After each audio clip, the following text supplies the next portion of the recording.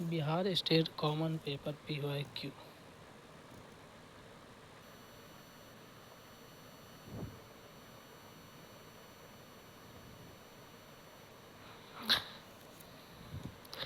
निम्नलिखित में से शिक्षण के किस स्तर पर अधिक सक्रिय भागीदारी, अधिक कल्पनाशील और रचनात्मक सोच की आवश्यकता होती है?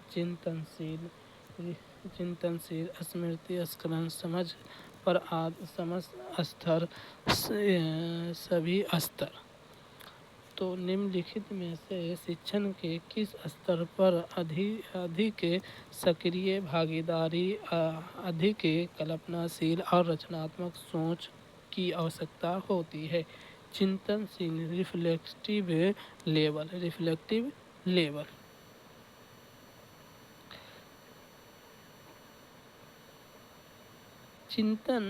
चिंतनशील स्तर शिक्षक का सबसे उन्नत स्तर होता है, जिसमें विद्यार्थी से अधिक सक्रिय भागीदारी अपेक्षित होती है। वे समस्या समाधान, नवीनतम और निर्णय निर्माण में संलग्न होते हैं। उनकी कल्पनाशीलता और रचनात्मक सोच का विकास होता है। यह स्तर स्मृति स्तर और समझ के स्तर से आगे का चरण होता है। इसलिए चिंतनशील रिफ्लेक्टिव लेवल पर ही सबसे अधिक रचनात्मक और आलोचनात्मक सोच की आवश्यकता होती है। शिक्षण की पूर्व सक्रिय चरण में शामिल है pre active phase of teaching, पुनर्बलन और प्रतिपुष्टि, कक्षा का आकार बढ़ाना, उत्तेजनाओं के समर्थन, शिक्षण की रणनीतियों के बारे का निर्णय। पूर्व यानी पहले डी, शिक्षण के पूर्व सक्रिय चरण में शामिल होता है शिक्षक की रणनीतियों के बारे में निर्माण।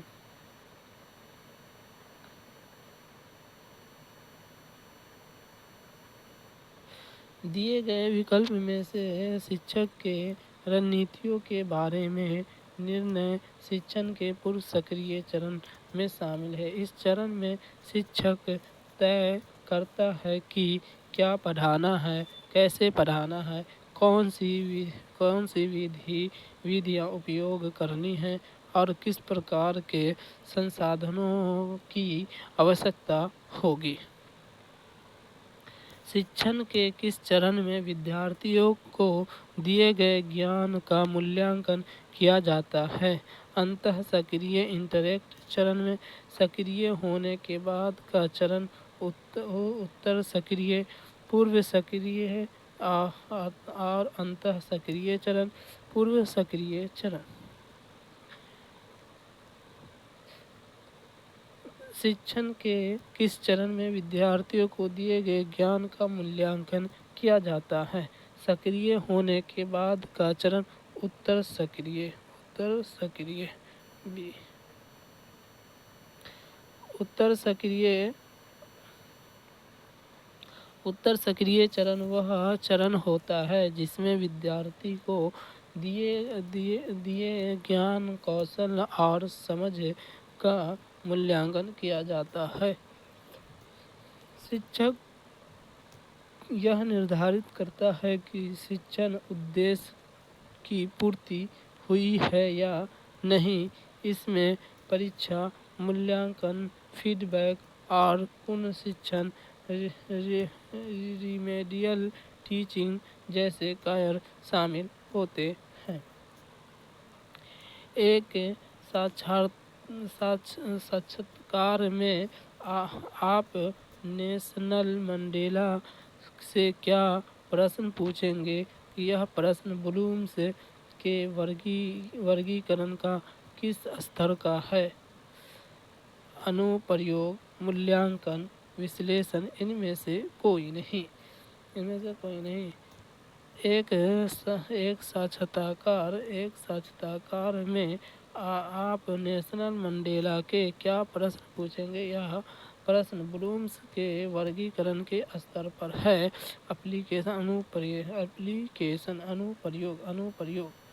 अनुप्रयोग यह प्रश्न ब्लूम के श्रेणी के अनुप्रयोग स्तर से संबंधित है, क्योंकि इसमें छात्र को अपने ज्ञान का प्रयोग करते हुए नेल्सन मंडेला का साक्षात्कार में पूछे जाने वाले प्रश्न बनाने होते हैं। यह कौशल यह दर्शाता है कि छात्र ने जानकारी को समझा है और उसे व्यवहार में लागू कर सकता है। विचारों को एक साथ रख कर एक नई समग्रता बनाइए। मूल्यांकन, इवैल्यूएशन, संश्लेषण, सिस्टेमेटिक विश्लेषण, एनालिसिस, अनुप्रयोग, एप्लीकेशन। विचारों को और साथ रखकर एक नई समग्र बनाइए। To put ideas together to form a new well is यानी सिस्टेमेटिक संश्लेषण, सिंथेसिस संश्लेषण।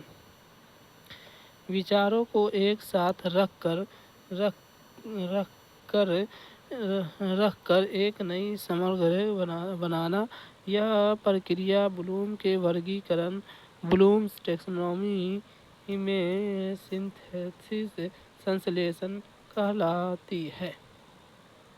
संश्लेषण सिंथेसिस विभिन्न विचारों, सूचनाओं, तथ्यों और अनुभवों को संगठित करके एक नया दृष्टिकोण, नवीन योजना, उत्पाद या समाधान तैयार करना।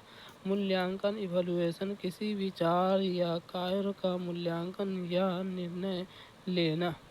विश्लेषण, एनालिसिस किसी चीज को उसके घटकों में विभाजित कर उसकी संरचना को समझना। अनुप्रयोग, एप्लीकेशन सीखे गए ज्ञान को नए संदर्भ में लागू करना।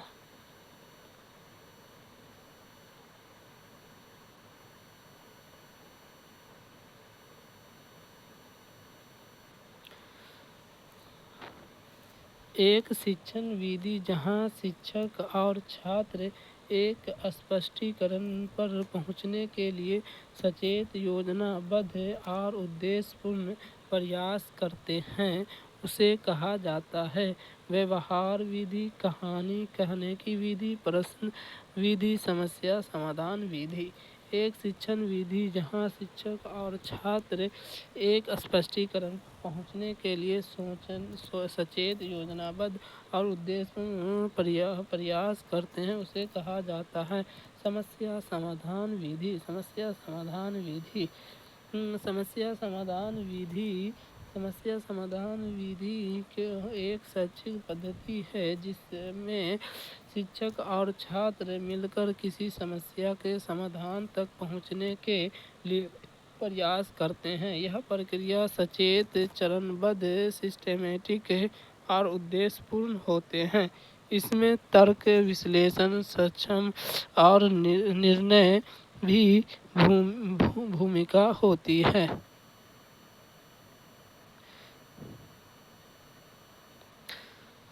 निम्नलिखित में से कौन वैचारिक दृष्टिकोण की विशेषता है? वैचारिक, इस दृष्टिकोण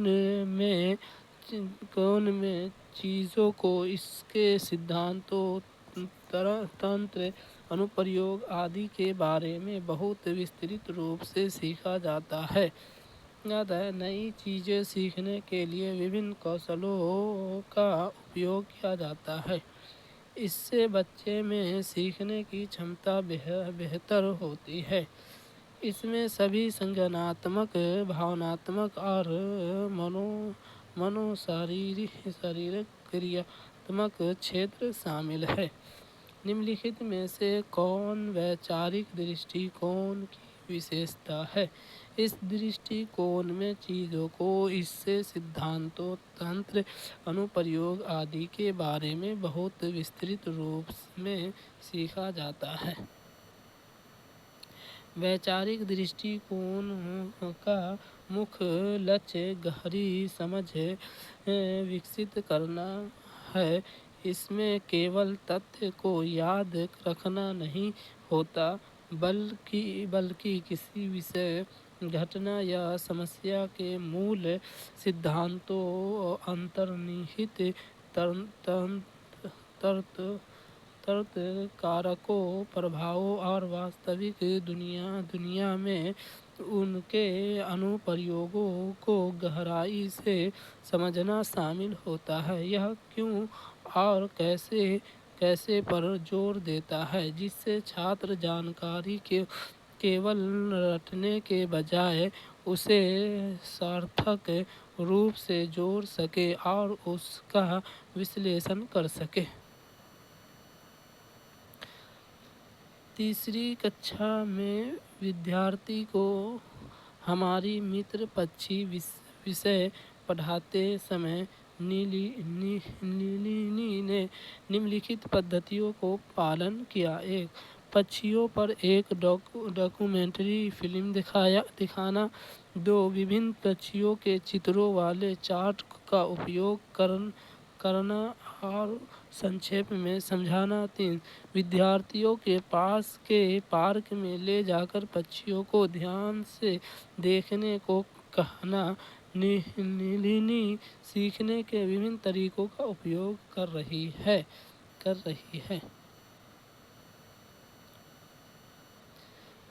उसे पाठ योजना का पालन कराना, बहुबुद्धि वाले शिक्षार्थियों के विभिन्न आवश्यकताओं को पूरा करना, अन्य शिक्षकों को और अभिभावकों को प्रभावित करना, छात्रों में तर्क कौशल को बढ़ावा देना। तो बच्चों में बहुबुद्धि वाले शिक्षार्थियों की विभिन्न आवश्यकताओं को पूरा करना।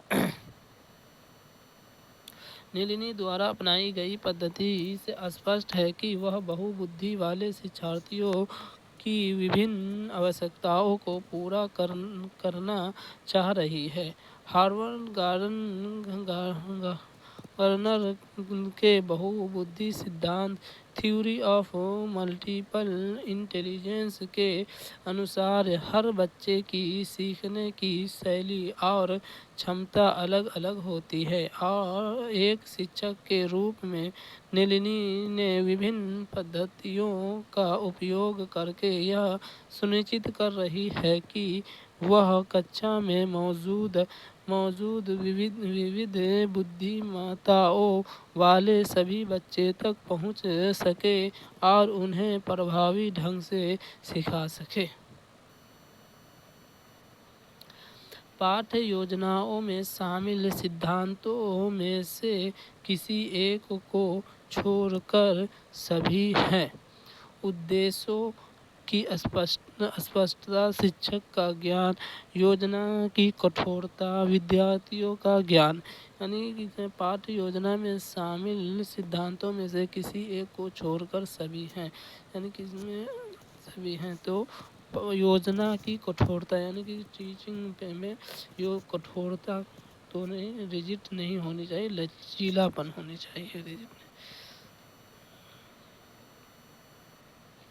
पाठ योजना के सिद्धांत में योजना की कठोरता शामिल नहीं है। पाठ्य योजना लेसन प्लान बनाते समय कुछ प्रमुख सिद्धांत होते हैं जो एक प्रभावी शिक्षण प्रक्रिया को सुनिश्चित करते हैं। इस सिद्धांत में शामिल है उद्देश्य की स्पष्टता, क्लैरिटी ऑफ ऑब्जेक्टिव। शिक्षक को स्पष्ट होना चाहिए कि वह किस उद्देश्य से पाठ पढ़ा रहा है। शिक्षण का ज्ञान, नॉलेज ऑफ टीचिंग। शिक्षक को विषय वस्तु, शिक्षण विधियों और शैक्षिक सिद्धांतों का ज्ञान होना चाहिए। विद्यार्थियों का ज्ञान, नॉलेज ऑफ पाठ योजना बनाते समय विद्यार्थियों की रुचियों, क्षमताओं और आवश्यकताओं को ध्यान में रखना आवश्यक है। परियोजना आधारित गतिविधियाँ इसका एक उदाहरण है। परियोजना project based activity is an example of अन्वेषण करना, संकलन करना, स्पष्ट करना, विस्तृत करना अपने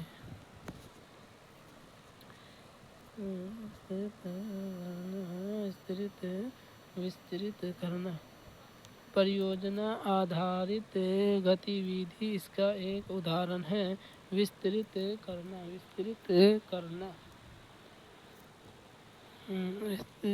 करना परियोजना आधारित गतिविधियाँ इलिबरेट विस्तृत करना चरण का उदाहरण है, क्योंकि वे छात्रों के ज्ञान को गहराई से समझने और प्रयोग में लाने का अवसर देती है। 5E इंगेज संलग्न करना, रुचि अर्थ उदाहरण अर्थ रुचि और जिज्ञासा उत्पन्न करना, प्रश्न पूछना, चित्र दिखाना। एक्सप्लोर अन्वेषण करना, प्रयोग या अन्वेषण द्वारा जानकारी इकट्ठा करना, गतिविधि या खोज करना। एक्सप्लेन स्पष्ट करना, अवधारणाओं को समझना और चर्चा करना।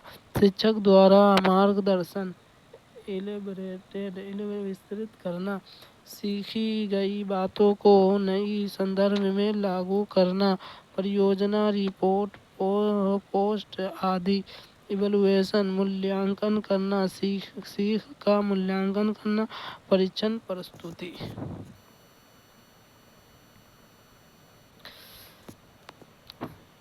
सूक्ष्म शिक्षण विधि के जनक कौन है? सूक्ष्म शिक्षण विधि के जनक कौन है? पैक और टकर,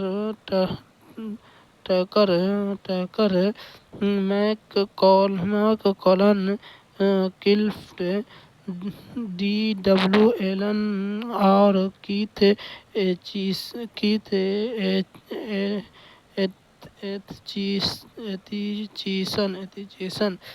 सूक्ष्म शिक्षण विधि के जनक है D.W. एलन और कीथ एथचीसन। सूक्ष्म शिक्षण विधि मैक्रो टीचिंग की शुरुआत 1963 में स्टैनफोर्ड विश्वविद्यालय अमेरिका में हुई थी। इस विधि को विकसित करने का श्रेय D.W. एलन और कीथ एथचीसन को जाता है। इन्होंने यह तकनीक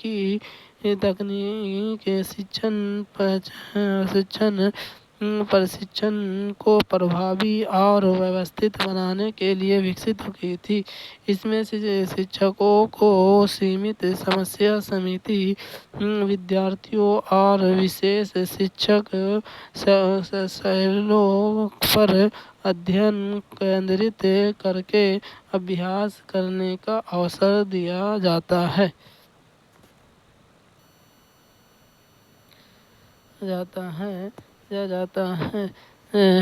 ग्रुप डिस्कशन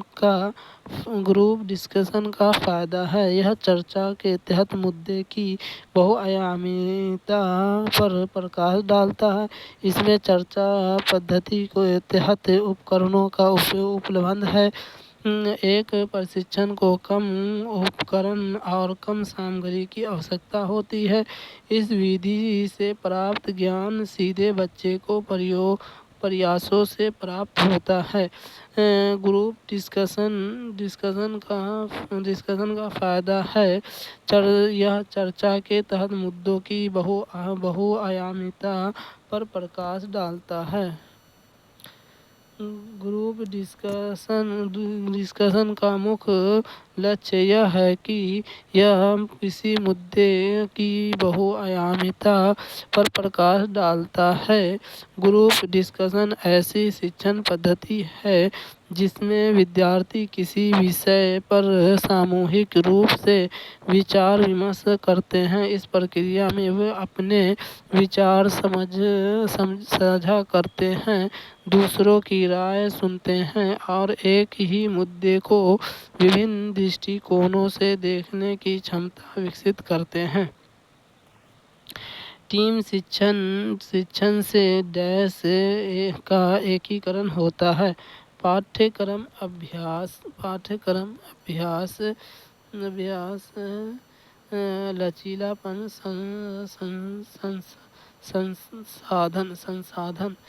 संसाधन। तो टीम शिक्षण से एक ही डैश का एकीकरण होता है। पाठ्यक्रम करिकुलम टीम शिक्षण का पाठ्यक्रम का एकीकरण होता है जब ये दो से अधिक शिक्षक एक ही कक्षा या छात्रों के समूह को पढ़ाते हैं तो वह अक्सर अपने अपने विषय और विशेषज्ञ क्षेत्रों को एक साथ जोड़ते हैं। इससे विभिन्न विषयों के बीच संबंध स्थापित होते हैं और छात्र जानकारी के अधिक समग्र और एकीकृत तरीके से सीख पाते हैं। उदाहरण के लिए एक विज्ञान शिक्षक और एक अंग्रेजी शिक्षक मिलकर एक ऐसे विषय पर पढ़ा सकते हैं जिससे वैज्ञानिक अवधारणाओं और उनसे संबंधित लेखन कौशल दोनों शामिल हो जिसमें पाठ्यक्रम के दो अलग अलग हिस्से एक साथ आ सकते हैं।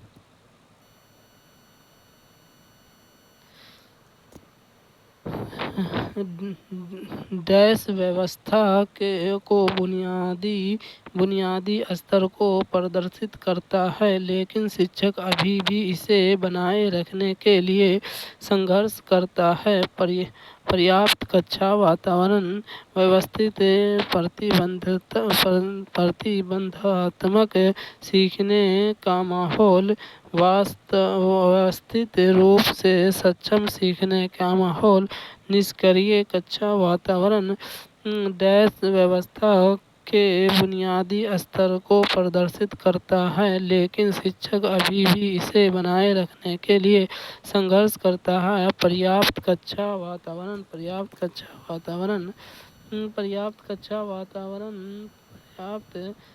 वातावरण का अर्थ है कि कक्षा में सीखने के लिए एक बुनियादी स्तर की व्यवस्था मौजूद है, जैसे कि छात्रों को बैठने की उचित व्यवस्था, पर्याप्त रोशनी और हवा और बुनियादी शिक्षा सामग्री का उपलब्धता।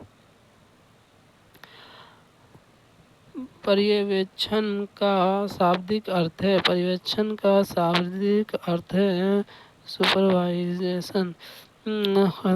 श्रेष्ठ ज्ञान का शक्ति, बेहतर ज्ञान और सेवा, बेहतर प्रयास एवं सेवा, इनमें से कोई नहीं। पर्यवेक्षण का शाब्दिक अर्थ है श्रेष्ठ ज्ञान और शक्ति। पर्यवेक्षण का शाब्दिक अर्थ है श्रेष्ठ ज्ञान और शक्ति। पर्यवेक्षण शब्द दो लैटिन शब्दों से मिलकर बना है।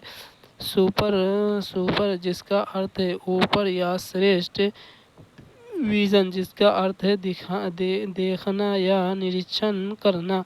इस प्रकार शाब्दिक रूप से पर्यवेक्षण का अर्थ ऊपर से देखना, ओवरसीइंग होता है, जिसमें एक उच्च स्तर का ज्ञान और अधिक शक्ति शामिल होता है। पर्यवेक्षक का कर्मचारियों को काम को निर्देशित करना, मार्गदर्शन देना और उनकी गतिविधियों की निगरानी करना होता है। कक्षा में सृजनात्मक और प्रतिभाशाली बच्चे के लिए आवश्यक हस्तक्षेप निर्भर करता है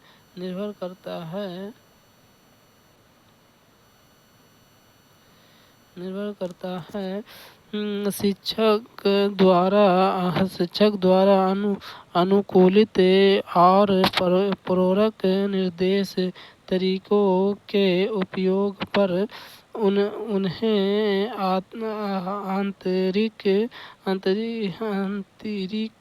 समय दिए जाने पर उन्हें प्रतिस्नेही होने के नाते उन्हें अन्य बच्चों को पढ़ाने की जिम्मेदारी देकर कक्षा में सृजनात्मक और प्रतिभाशाली बच्चे के लिए आवश्यक हस्तक्षेप निर्भर करता है शिक्षक द्वारा अनुकूलित और प्रेरक निर्देश तरीकों से उपयोग करना कक्षा में सृजनात्मक क्रिएटिव और प्रशिक्षण गिफ्टेड बच्चे के लिए आवश्यक हस्तक्षेप मुख्य रूप से शिक्षक द्वारा अनुकूलित और प्रेरक निर्देश तरीकों के उपयोग पर निर्भर करता है। इसलिए सबसे व्यापक और प्रभावी हस्तक्षेप शिक्षक द्वारा अपनाई गई शिक्षण विधियों की गुणवत्ता और अनुकूलन पर निर्भर करता है। कक्षा में बच्चों को प्रेरित समझा जा सकता है यदि अच्छी तरह से वर्दी पहने स्कूल में आते हैं, वे कक्षा के अनुशासन बनाए रखते हैं, वह सभी उपस्थितियों में नियमित हैं, शिक्षक के स्पष्टीकरण प्राप्त करने के लिए प्रश्न पूछते हैं। कक्षा में बच्चे को प्रेरित समझा जा सकता है यदि वे शिक्षक से स्पष्टीकरण प्राप्त करने के लिए प्रश्न पूछते हैं। कक्षा में प्रेरित मोटिवेटेड बच्चे कोई पहचान उनके सीखने के प्रति सक्रिय और जिज्ञासु व्यवहार से होती है। जब बच्चे प्रश्न पूछते हैं, अपने संदेह स्पष्ट करना चाहते हैं और ज्ञान को गहराई से समझना चाहते हैं, तो यह स्पष्ट संकेत होता है कि वे अंदरूनी रूप से प्रेरित है।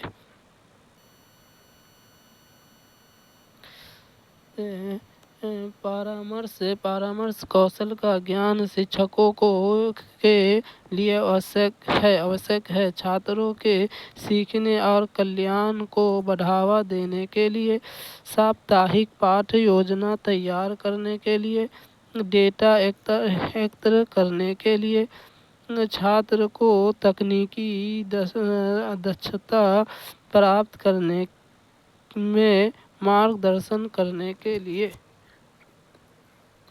परामर्श कौशल का ज्ञान शिक्षकों के लिए आवश्यक है। छात्र के तकनीकी दक्षता प्राप्त करने में मार्गदर्शन करने के लिए छात्रों को सीखने की कल्याण को बढ़ावा देने के लिए परामर्श कौशल का ज्ञान शिक्षकों के लिए आवश्यक है। वो छात्रों को सीखने और कल्याण को बढ़ावा दे सके। परामर्श कौशल का उद्देश्य छात्रों को समग्र विकास में मदद करना है। इसके अंतर्गत निम्नलिखित है: मानसिक और भावनात्मक सहयोग, व्यक्तिगत समस्याओं का समाधान, आत्मविश्वास और निर्णय क्षमता का विकास।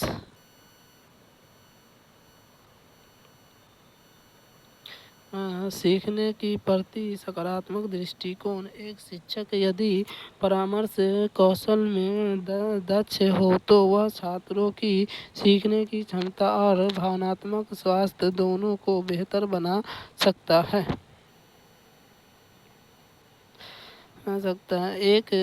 एक शिक्षक को शिक्षण बिंदु तैयार करने चाहिए, क्योंकि इससे उसे मदद मिलती है समय बचाने में, कक्षा में अनुशासन बनाए रखने में, यह जानने में कि कक्षा में क्या पढ़ाना है।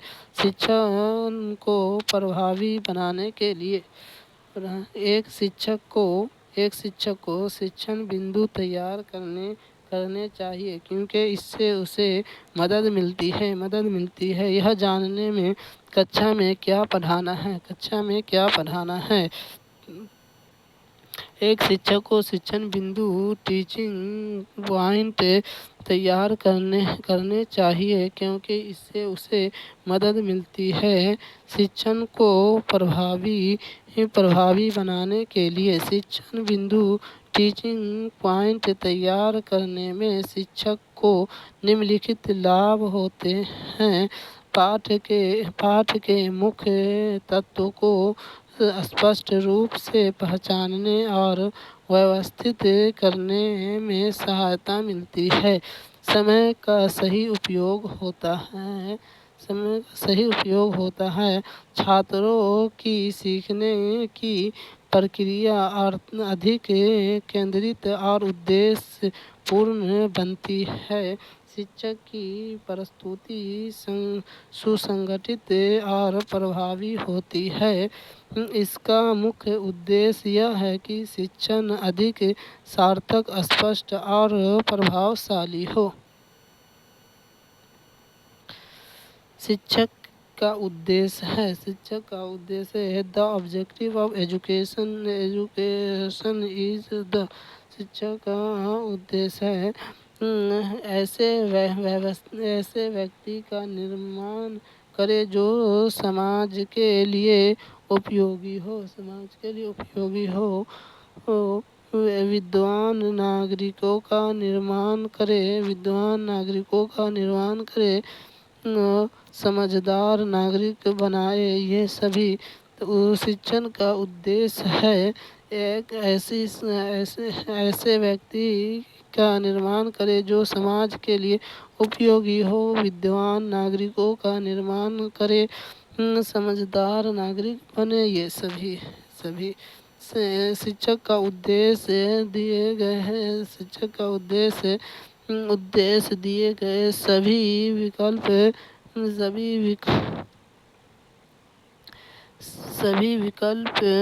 विकल्पों में को समाहित करता है। यह तीनों उद्देश्य एक दूसरे से जुड़े हुए हैं और समझदार नागरिक स्वाभाविक रूप से समाज के लिए उपयोगी होता है। छात्र के प्रदर्शन को मात्रात्मक विवरण तक सीमित है।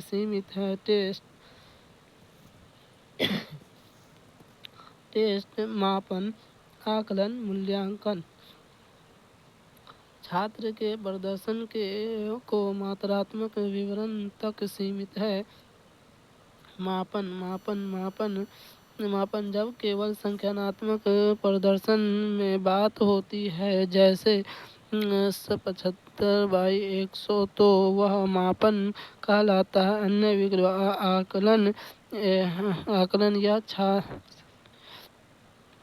या छात्र की समग्र समझ, दृष्टिकोण, कौशल आदि का गुणात्मक और मात्रात्मक दोनों रूपों में आकलन करता है।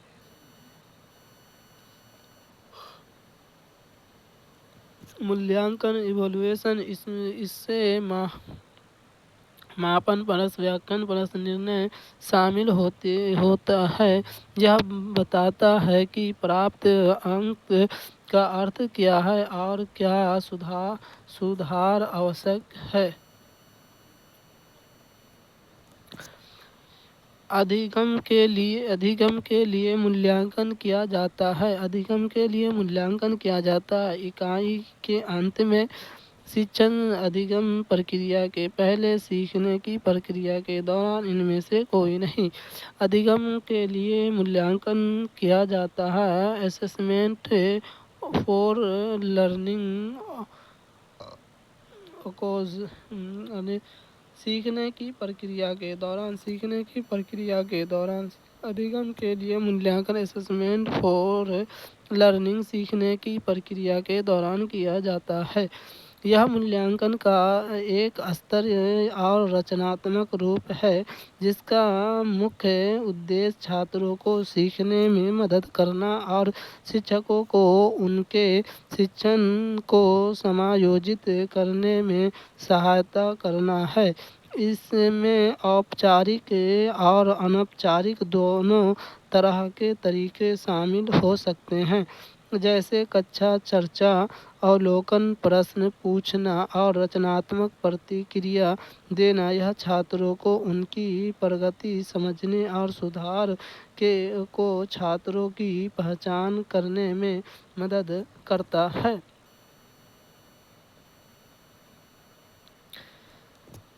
सीखने की प्रक्रिया के दौरान शिक्षक और छात्र के बीच चल रहे संवाद की एक विशेषता है रचनात्मक आकलन, योगात्मक आकलन, नैदानिक आकलन, मानसिक संदर्भ। सीखने की प्रक्रिया के दौरान शिक्षक और छात्र के बीच चल रहे संवाद की एक विशेषता है रचनात्मक आकलन। सीखने की प्रक्रिया के दौरान शिक्षक और छात्र के बीच चल रहे संवाद की एक विशेषता रचनात्मक आकलन है। फॉर्मेटिव असेसमेंट है।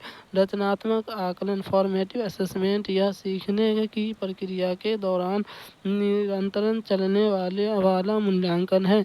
इसका मुख्य उद्देश्य छात्रों को सीखने की प्रक्रिया की निगरानी करना, उनके सीखने में आने वाली कठिनाइयों की पहचान करना और उन्हें तत्काल प्रतिक्रिया फीडबैक प्रदान करना है। शिक्षक और छात्र के बीच निरंतर संवाद जैसे प्रश्न पूछना, चर्चा करना, विचारों का आदान प्रदान करना रचनात्मक आकलन का एक महत्वपूर्ण हिस्सा है, क्योंकि यह शिक्षक को शिक्षण को समायोजित करने और छात्र को अपनी समझ में सुधार करने में मदद करता है।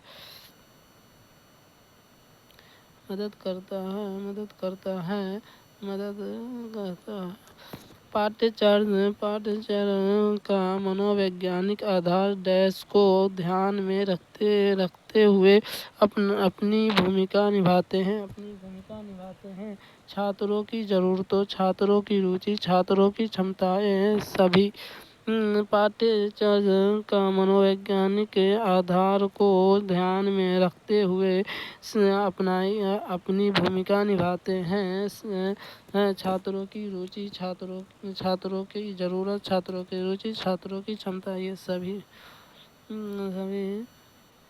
पाठ्यक्रम को मनोवैज्ञानिक दृष्टिकोण इन तीनों पहलुओं को समावेशन करता है ताकि शिक्षक व्यक्ति केंद्रित और प्रभावशाली बन सके। ये सभी कारक ज़रूरत,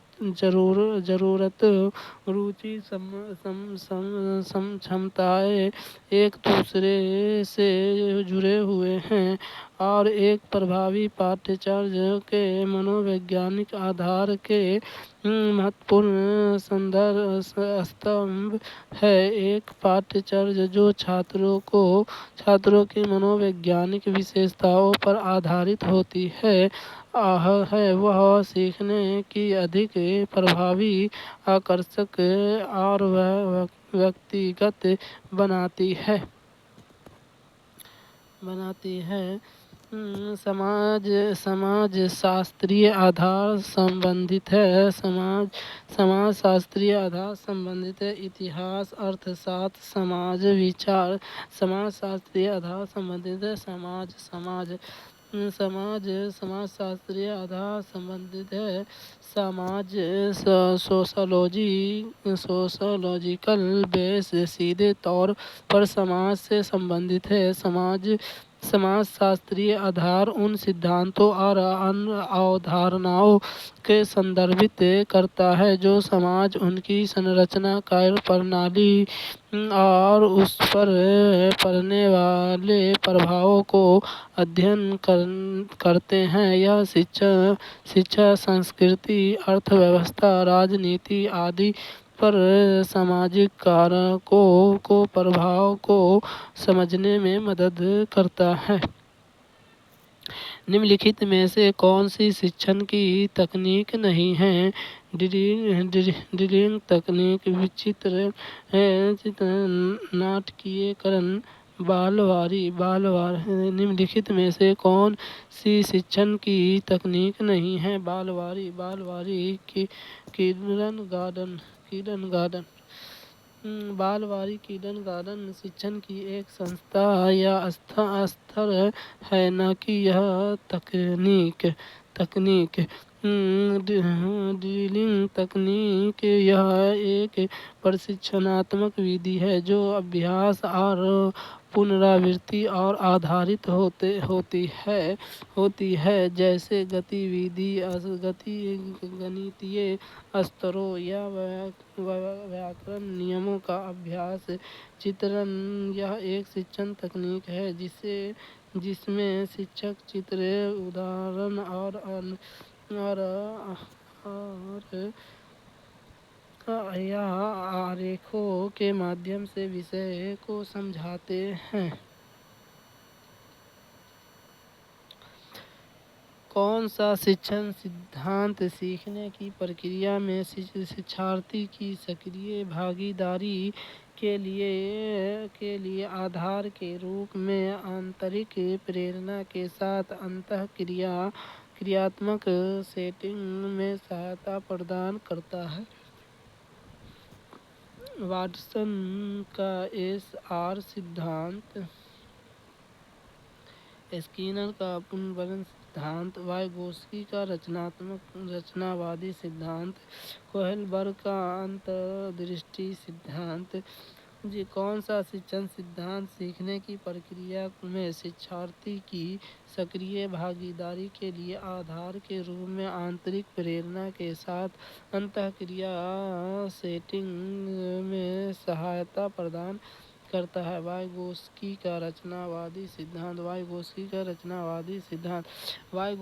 रचनावादी सिद्धांत यह मानता है कि सीखने का सामाजिक प्रक्रिया है जो अन्य लोगों, विशेषकर शिक्षक या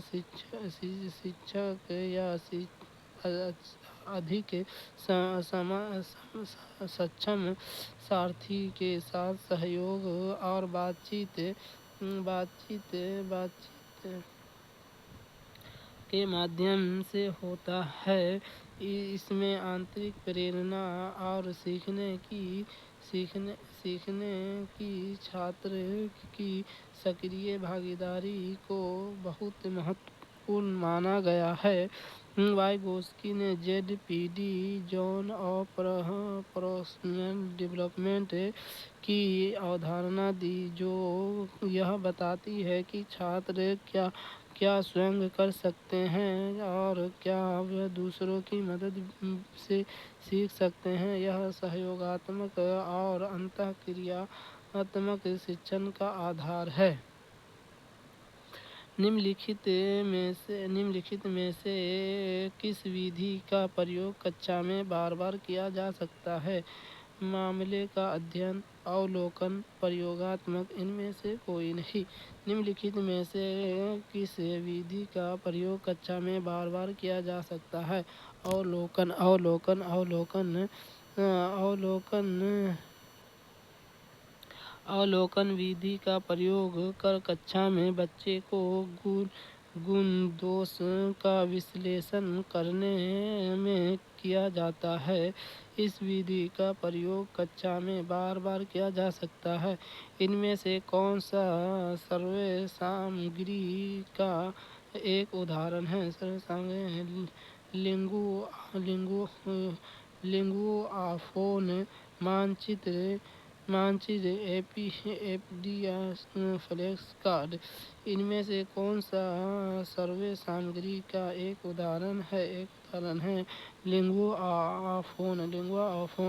दिए गए विकल्प में लिंगुआफोन सर्वे सामग्री का उदाहरण है। एपिडा या स्कोप एक प्रोजेक्शन यंत्र है जो छवियों वस्तुओं को सक्रिय पर दिखाता है, स्क्रीन पर दिखाता है। फ्लैश कार्ड छोटे छोटे कार्ड होते हैं जिन पर शब्द, चित्र, संख्या लिखी होती है। दोनों ही वस्तुएं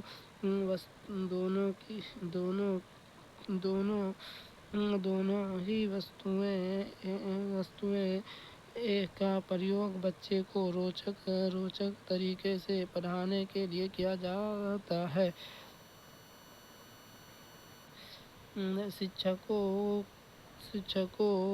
शिक्षकों को सहायक सामग्री के उपयोग की अवधारणी पूर्वक योजना और कल्पना करनी चाहिए। प्रभावी नागरिकों के उत्पादन करने के लिए इसकी वास्तविक प्रस्तुति से पहले विद्यार्थी की जानकारी एकत्रित करने के लिए शिक्षक को सहायक सामग्री का उपयोग और सावधानी पूर्वक योजना और कल्पना करनी चाहिए। इनकी वास्तविक प्रस्तुति से पहले शिक्षकों को सहायक सामग्री की वास्तविक प्रस्तुति से पहले उसकी उपयोग की सावधानी पूर्वक योजना और कल्पना करनी चाहिए ताकि वह बच्चे को प्रभावी कर सके। महात्मा गांधी ने किसके समर्थन में 1918 में गुजरात सत्याग्रह शुरू किया था? मिल मालिक भूमि स्वामित्व। यानी महात्मा गांधी ने किसके समर्थन में 1918 में गुजरात में खेरा सत्याग्रह शुरू किया था? खेरा सत्याग्रह मिल मालिक। महात्मा गांधी ने 1918 में गुजरात में खेरा सत्याग्रह को वहाँ के भूस्वामी किसानों के समर्थन से शुरू किया था, जो बाढ़ और फसल खराब होने के कारण कर टैक्स माफी की मांग कर रहे थे। दिए गए विकल्पों में से कौन सा भारत की स्थापित पहला राष्ट्रीय उद्यान है? पहला राष्ट्रीय उद्यान है नेशनल पार्क है कन्हा राष्ट्रीय उद्यान, दुधवा राष्ट्रीय उद्यान, जिम कॉर्बेट नेशनल पार्क। इनमें से कोई नहीं। तो दिए गए विकल्पों में से कौन सा भारत में स्थापित पहला राष्ट्रीय उद्यान है, नेशनल पार्क है? तो Jim Corbett national park 1935। Jim Corbett national park वर्ष 1936 में स्थापित भारत का पहला राष्ट्रीय उद्यान था, जिसे पहले होली नेशनल पार्क के नाम से भी जाना जाता था। यह उत्तराखंड राज्य में स्थित है, जबकि अन्य राष्ट्रीय उद्यान दुधवा राष्ट्रीय उद्यान 1977 तथा कन्हा राष्ट्रीय उद्यान 1955 बाद में स्थापित किए गए थे। भारत में कानून बनाने की जिम्मेदारी किस संस्था की है? भारत के राष्ट्रपति, संसद, चुनाव आयोग, उच्चतम न्यायालय। तो भारत में कानून बनाने की जिम्मेदारी किस संस्था की है? सांसद। भारत में कानून बनाने की जिम्मेदारी संसद को है।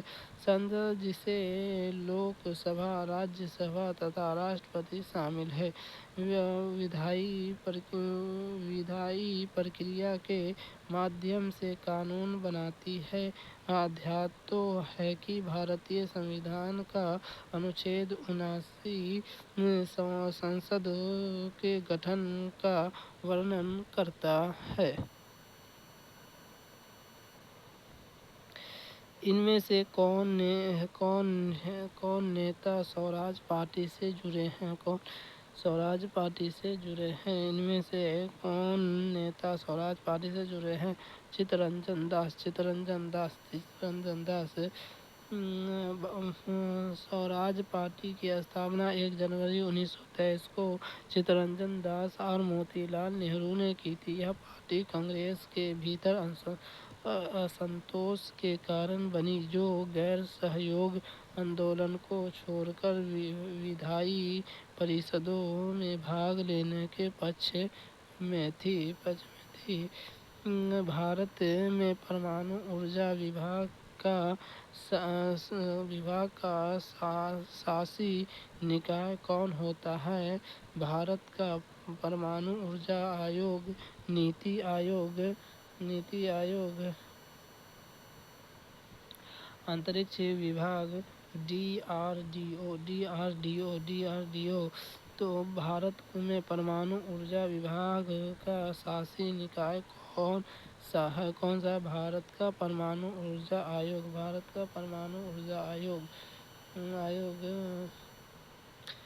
वह स्थान है जहाँ हमें भोजन और खेल के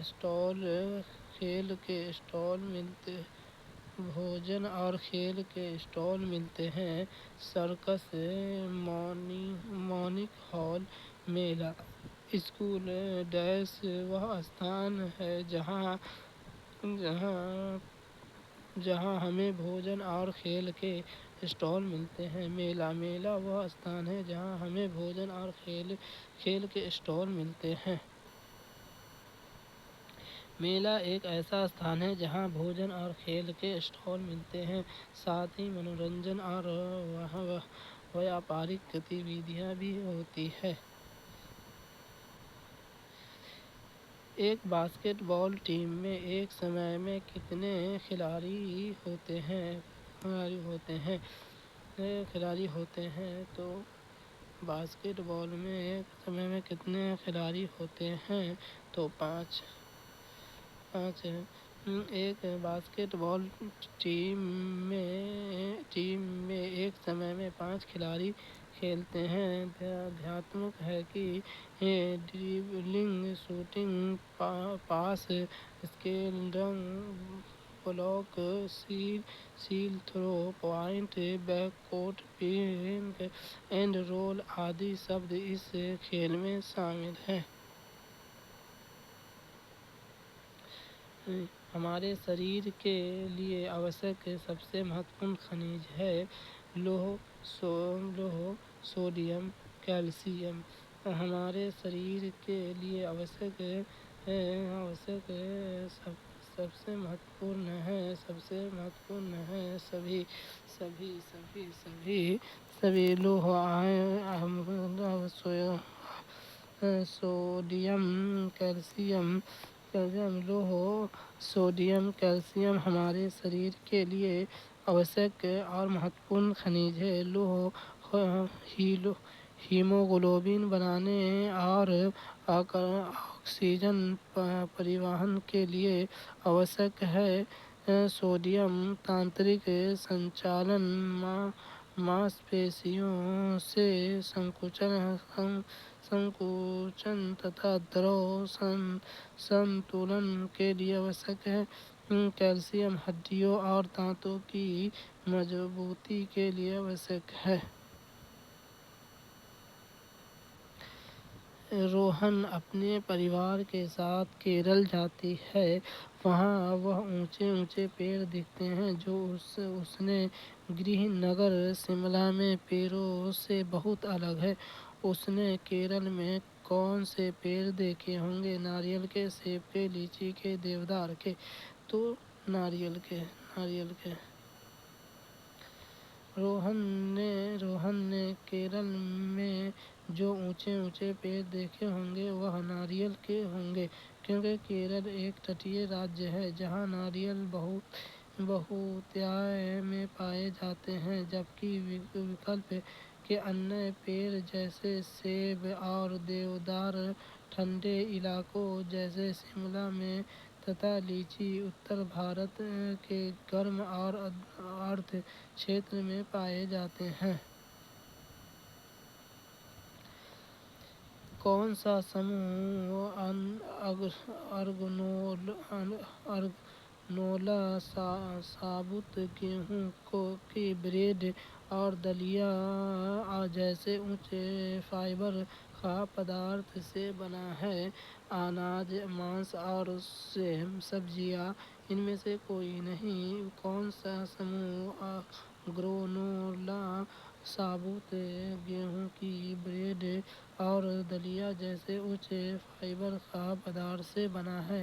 अनाज अनाज अनाज अनाज अनाज ग्रेनोला साबुत गेहूं की ब्रेड और दलिया जैसे खाद्य पदार्थ अनाज समूह से संबंधित है, क्योंकि यह सभी साबुत अनाज से बने होते हैं जो फाइबर, विटामिन और मिनरल्स से भरपूर होते हैं। अनाज समूह में गेहूं ओट्स जैसे ब्राउन राइस, क्विनोआ आदि शामिल हैं, जो स्वस्थ आहार का महत्वपूर्ण हिस्सा है।